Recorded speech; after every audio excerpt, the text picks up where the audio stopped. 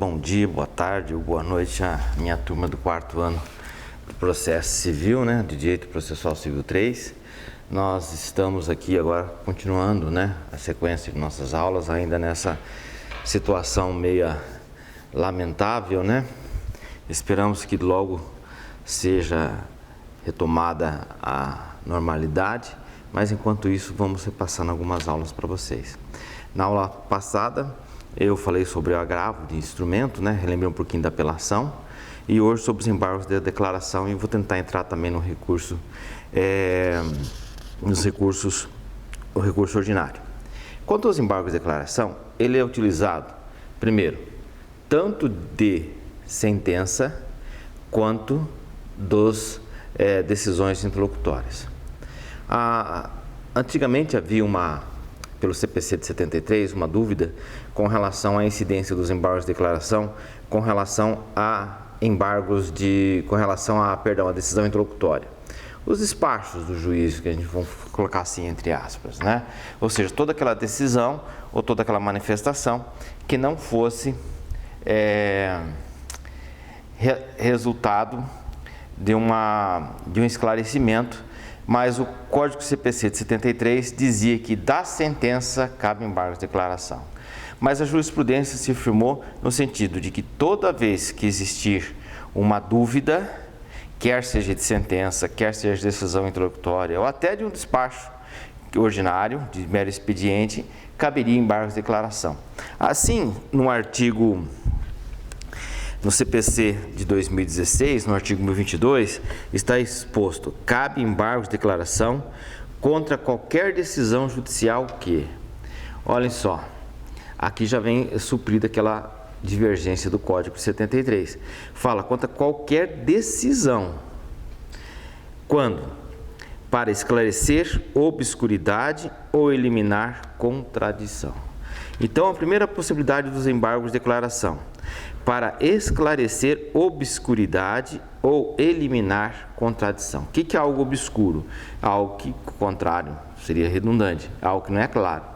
Quando nós escrevemos, ou como nós decidimos, ou quando nós manifestamos de forma que não seja clara, cabe ao advogado ingressar com os embargos de declaração para que aquela manifestação fique realmente clara no seu conteúdo. Isso pode ocorrer. Eu lembro de uma frase famosa que corria assim nos corredores dos fóruns, que um oficial de justiça foi penhorar uma mesa, um objeto de um devedor, e escreveu: mesa de comer velha de 4 pernas, sem nenhuma vírgula. A hora que você lia aquilo, estava mesa de comer velha de 4 pernas. Qual seria correto escrever isso?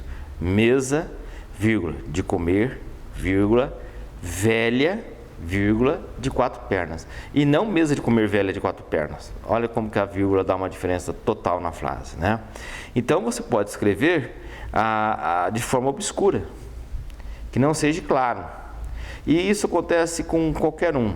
Quando você está escrevendo um artigo, de repente você está empolgado, escreve, depois você vai ler e você vê que você não entendeu, não ficou claro, evidente, aquilo que você quis dizer.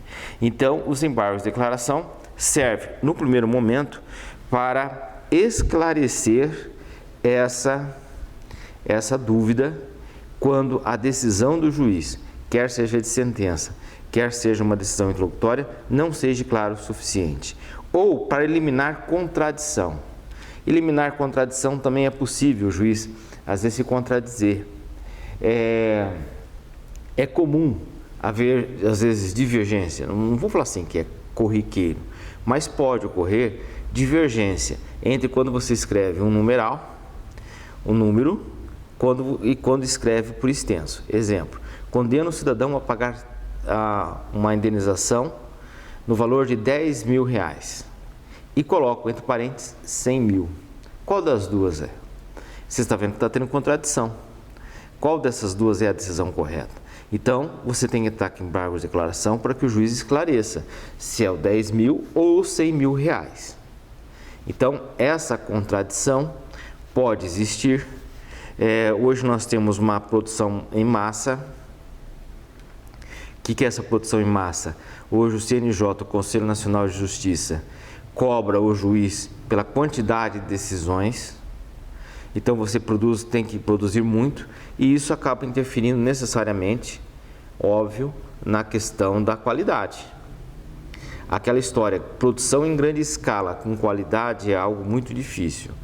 E é algo hoje que, inclusive, esse foi um dos meus pontos levantados na minha tese de doutorado. Como que você produz com qualidade tendo que produzir muito? E qual o objetivo do CNJ hoje? O CNJ quer que o juiz decida. E a qualidade ela é esquecida um pouco de lado. Mas as partes, aí vem um contrassenso, porque aquela decisão, para aquela parte específica, não é uma decisão em massa, é uma decisão específica. E ele merecia uma análise melhor. Só que como você tem que produzir muito, e o bom juiz hoje é aquele que tem uma produção alta, você acaba enfraquecendo uma análise. É impossível você produzir decisões bem elaboradas, pesquisadas, em grande quantidade. Esse trabalho artesanal é prejudicado. E esse trabalho artesanal, ao ser prejudicado, pode gerar contradições. É lamentável, mas isso pode ocorrer, né? Em virtude dessa cobrança específica. Vocês tiveram agora, recentemente, algumas manifestações na imprensa, tal, de que foram soltos vários presos aqui no Paraná. Mas existe uma recomendação do CNJ que todo aquele que participar do grupo de risco deve ser solto. E quem não for solto, ele poderia estar eventualmente com um habeas corpus. Ora, se você tem milhares de casos a decidir, você não consegue analisar especificamente com muita, vamos dizer assim, de forma artesanal, caso a caso, ou com o cuidado que merecia. E nessa produção em massa pode passar ali algum detalhe.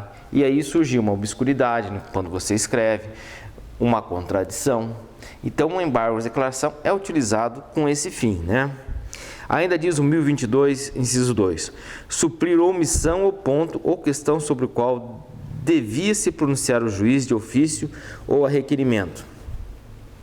Aqui, o embargo de declaração não é usado para esclarecer obscuridade ou eliminar contradição. É quando o juiz não se manifesta sobre algo que devia se manifestar. É para suprir uma omissão. Vamos pensar no seguinte caso. A parte requerida alegou na sua contestação ilegitimidade passiva. Pois bem, e o juiz, por uma falha, por um descuido, não analisou essa arguição de ilegitimidade passiva e só analisou o mérito. E julgou procedente a ação e condenou o requerido a pagar uma quantia X. Pois bem, só que ele não analisou a ilegitimidade ativa. Aí cabe à parte requerida entrar com embargos de declaração contra a sentença, alegando omissão do juiz, dizendo que ele não analisou aquilo que deveria analisar. Observe, agora aqui, nesse ponto vem um detalhe assim bem complexo. Por quê? Os embargos de declaração, ele não objetiva mudar a decisão. Não tem esse objetivo. Por quê? Porque ele só visa esclarecer. Aonde existe aquela nuvem, onde existe aquela penumbra, que gera obscuridade ou eventualmente alguma contradição, os embargos de declaração vêm para suprir isso. Ou quando o juiz não se manifestou sobre algo que se deveria manifestar, para suprir uma omissão. Pois bem, então, o embargo de declaração não objetiva mudar a decisão. E aqui eu quero deixar bem alertado a vocês. Nunca utilizem os embargos de declaração com o objetivo de mudar a decisão. Isso não é o fim do embargo de declaração. O fim do embargo de declaração é suprir a obscuridade, como nós já vemos batendo aqui para vocês.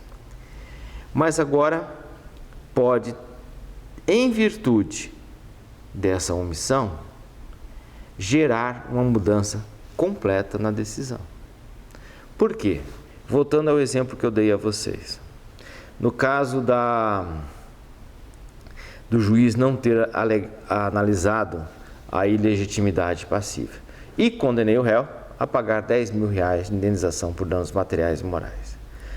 Pois bem, eu esqueci, não analisei a ilegitimidade. Só que ao analisar daí o ponto sobre o qual eu me omiti, eu percebo e concluo que realmente é parte ilegítima o réu na ação. E o que eu faço daí?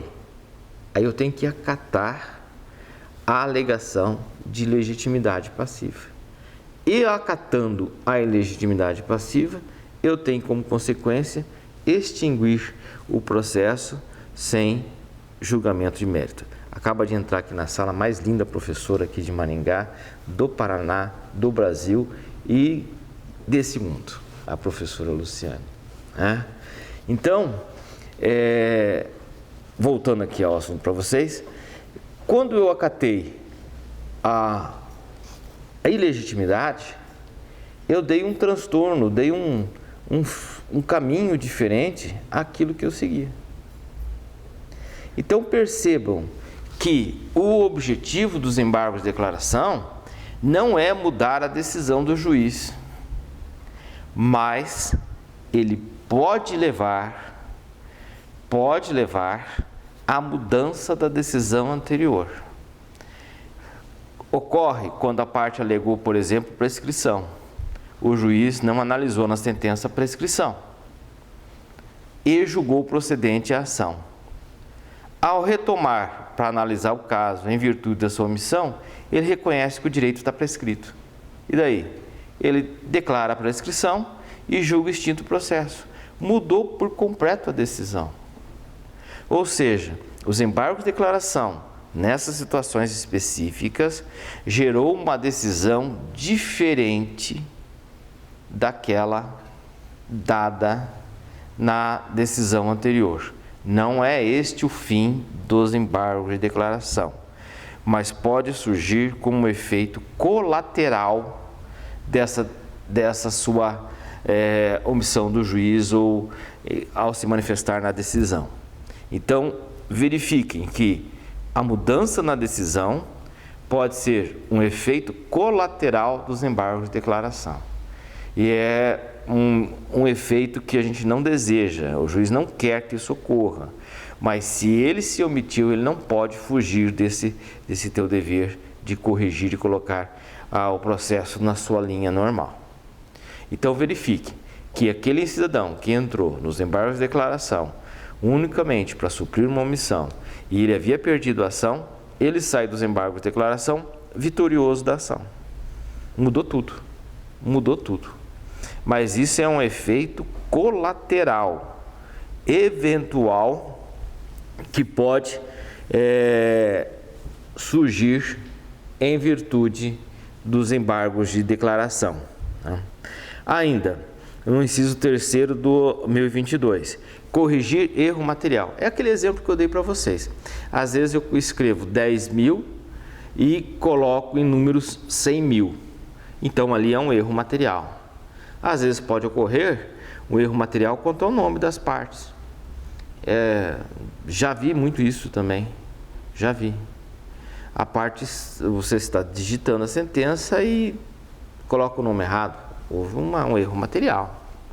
Não houve um erro quanto à decisão, mas um erro material provocado pelo juiz no seu momento de decidir.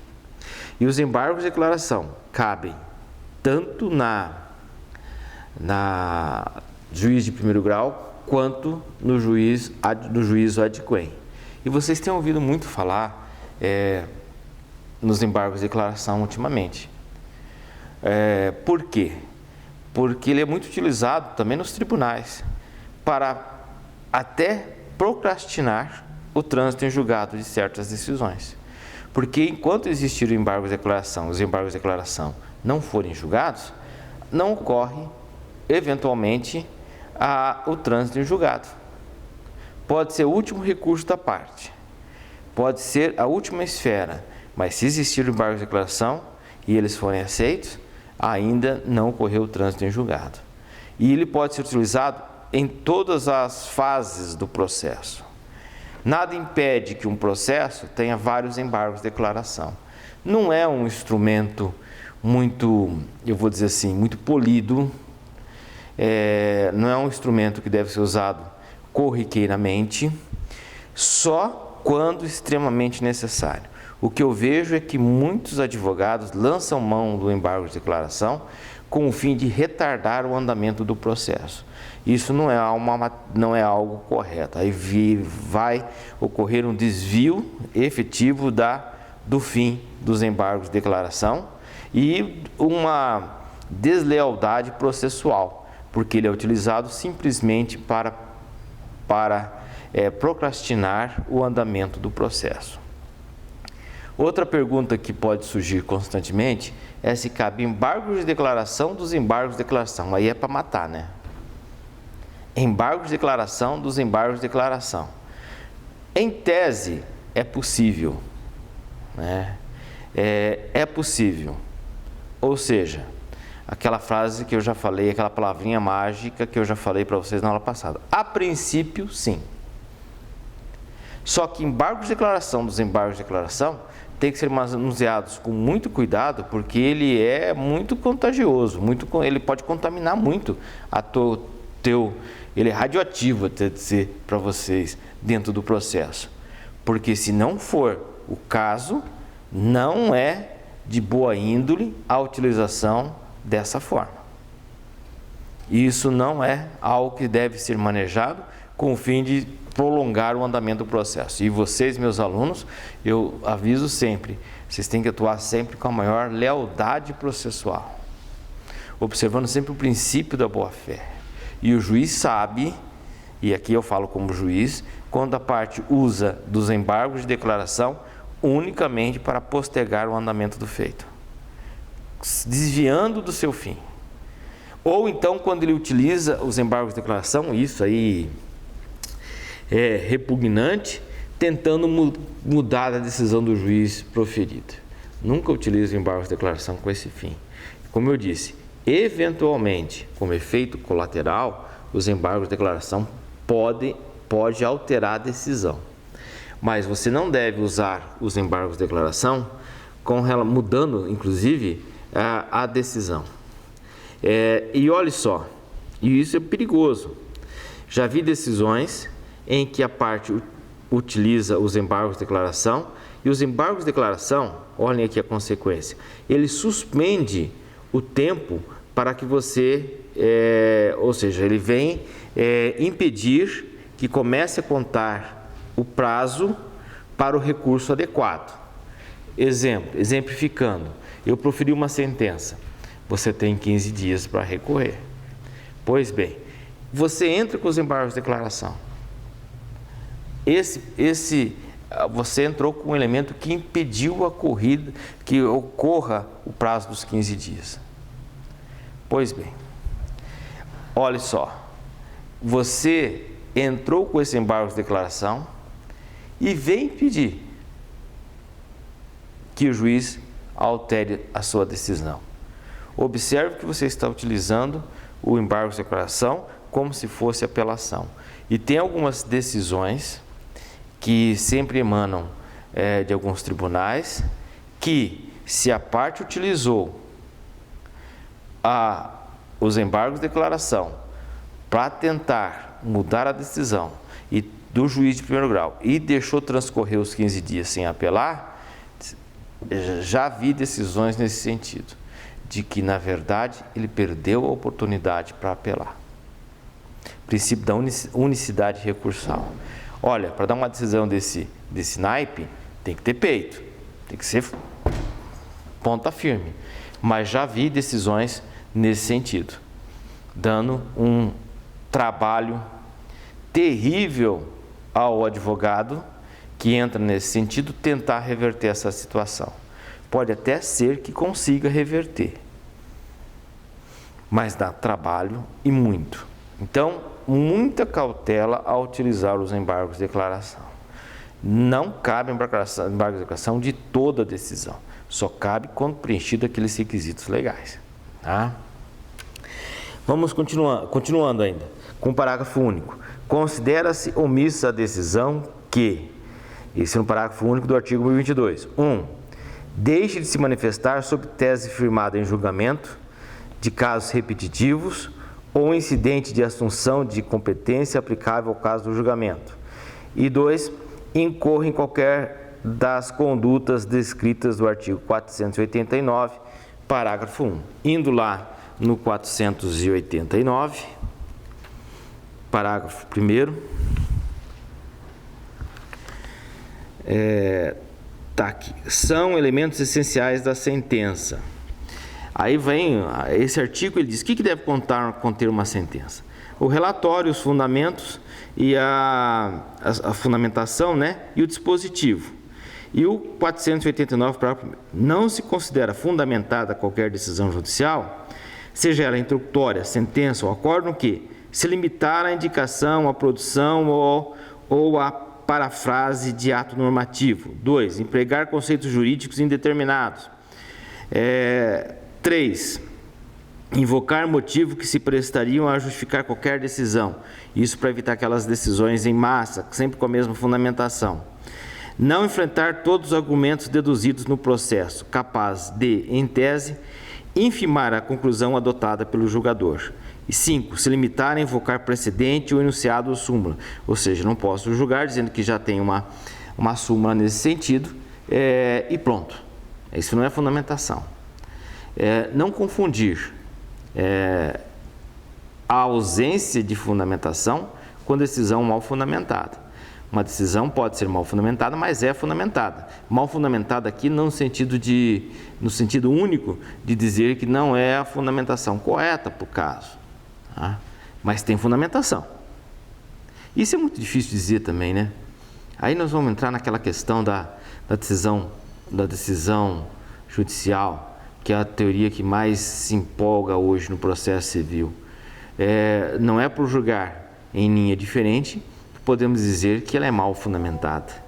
Ela não é fundamentada como pensa a maioria das pessoas, mas pode ser que neste momento não seja a fundamentação que venhamos a aplicá-la. No futuro pode ser. No futuro pode mudar a orientação de um tribunal e aquela decisão que hoje é mudada, pode ser que no futuro venha a ser a fundamentação adotada. Então, olhem como é perigoso nesse sentido dizer, não, julgou errado. Ele não adotou, talvez, as decisões correntes, mas adotou uma decisão. E essa decisão pode ser que no futuro venha a ser aplicada, né? Então, quando o juiz não fundamentar sua decisão, nesse sentido do 489, caberia a omissão do juiz, né? No que se diz a sua fundamentação. Artigo 1023. Os embargos serão opostos no prazo de 5 dias. Observe que os embargos aqui, ele não está naquele prazo corrente de 15 dias. Ele vem para 5 dias. É uma exceção ali. Em petição dirigida ao juiz, com indicação do erro, obscuridade, contradição ou omissão, e não se sujeitam a preparo. Ele não precisa ser preparado. Lembra o que é um recurso preparado? E essa é uma perguntinha sempre que eu faço na prova. Os embargos de declaração, precisa ser preparado? Não. Não precisa ser preparado. Tá? E em várias vezes já vi essa pergunta nos exames da ordem. Ou em outros concursos também. Se os embargos de declaração precisam do preparo. Não precisa do preparo. Tá? O prazo de 5 dias. Olhem só, continuando no artigo 1023, parágrafo 1º, aplica-se aos embargos de declaração o artigo 229, ali da questão da intimação. Parágrafo 2º e prazo também. O juiz intimará o embargado para, querendo manifestar-se no prazo de 5 dias sobre os embargos opostos, caso seu eventual acolhimento implique a modificação da decisão embargada. Olha aqui, quando o juiz perceber que aqueles embargos de declaração poderá mudar o rumo da decisão, ele intima a parte, né, para se manifestar. Aí nós falamos assim, embargos de declaração com efeitos infringentes, ou seja, um embargo de declaração que vai mudar a decisão. É que como eu disse anteriormente, isso é um efeito colateral dos embargos de declaração. Só que muitos advogados, pegando o gancho nisso, começaram a entrar com os embargos de declaração como se fosse apelação. E aí não dá. Aí não dá. Você não pode, eu vou ser incisivo nisso, eu vou ser redundante, vou ser repetitivo, mas você não pode utilizar o embargo de declaração como se fosse um recurso de apelação ou agravo. Como consequência, como efeito colateral da omissão do juiz, principalmente da omissão, pode surgir a modificação da decisão, mas isso é consequência. É um efeito que gera, mas não deve ser utilizado nesse sentido. Ainda, o juiz julgará os embargos em 5 dias. É em tese, né? Porque você vai julgar, se manifestar nas decisões conforme chegam os processos, por ordem. Essa é uma novidade do 2016. Ou seja, o juiz não pode pegar o processo aqui, acolá e se manifestando, ele vai decidindo por ordem. Diferente é um juiz de uma comarca em que ele tem poucos processos e um juiz de uma comarca em que tem muitos processos. Os 5 dias é contado de forma igualmente para os dois. Só que é impossível o juiz que tem uma vara extremamente trabalhosa julgar na mesma rapidez, isso em tese, na mesma rapidez de um juiz que tem poucos processos. Aqui em Maringá, por exemplo, só comigo na vara de família, nós estamos beirando a 5.000 processos. Tem comarcas inteiras que não têm 5.000 processos.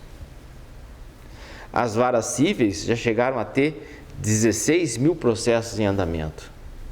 E a maioria das comarcas iniciais não tem esse número de processos. Então, olhem só, você não pode querer que seja julgado nesse mesmo tempo. E outra coisa, isso é importante para vocês agora, e isso já é um conselho que eu dou para vocês também. Se bem que se o conselho fosse bom, a gente cobrava, né? Mas não se esqueça que o juiz não tem só seu processo, ele tem todos os processos. E a parte, às vezes, tem o advogado, principalmente o advogado que se inicia, ele acha que o juiz só tem aquele processo dele. E aí não dá, né? O juiz tem que analisar todos os processos, e em ordem. Não adianta falar, doutor, dá para ver esse processo primeiro que o outro, o meu é rapidinho.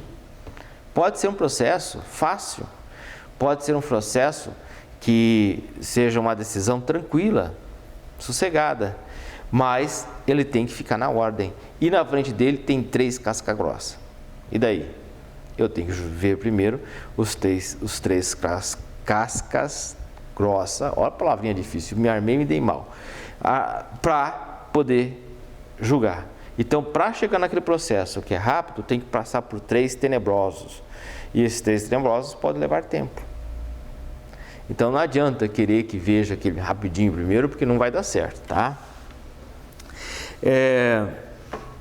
Ainda no parágrafo 1º do artigo 1024, nos tribunais o relator apresentará os embargos na mesa da sessão subsequente, proferindo o voto, e não havendo julgamento nessa sessão, será o recurso incluído em pauta automaticamente.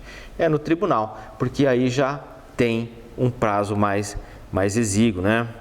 E como nós estamos, as aulas aqui tem um tempo menor, e eu falo demais, na próxima aula eu também vou manifestar um pouco, terminar essa questão dos embargos de declaração para vocês e já entrar nos recursos diretos do tribunal, correto? Eu vou falar principalmente daqueles que usam os embargos de declaração de forma indiscriminada, sem a cautela necessária. aí, como se falava antigamente, o bicho pega. Correto? Um abraço.